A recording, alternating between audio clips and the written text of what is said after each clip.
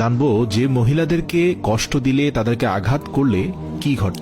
হযরত আলী রাদিয়াল্লাহু তাআলা আনহুর কাছে এক ব্যক্তি আসলেন এবং তার দুই হাত রেখে একত্রিত করে বলতে লাগলেন, ইয়া আলী, আমার বিবি আমার ঘরের ঠিকঠাক মতো দেখাশোনা করে না, সে আমার কোনো কাপড় পরিষ্কার করে দেয় না এবং সে ঘরের জিনিসপত্র ঠিকঠাক মতো গুছিয়ে রাখে না। তাহলে কি তার সাথে আমি রাগ করব না? তাকে কিছু মারপিট করা উচিত না?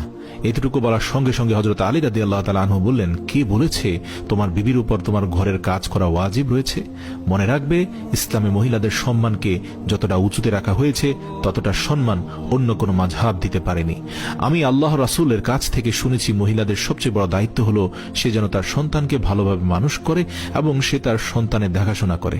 কিন্তু যদি তার সন্তানের দেখাশোনা করার জন্য তার স্বামীর কাছে সাহায্য চেয়ে নেয়, তাহলে সেটিও চাইতে পারে। আর এখানে তুমি তাকে ঘরের কাজ করার জন্য বলছো। যদি মহিলারা তার নিজের খুশিতে ঘরের কাজ করে থাকে, সেটি তার দয়া।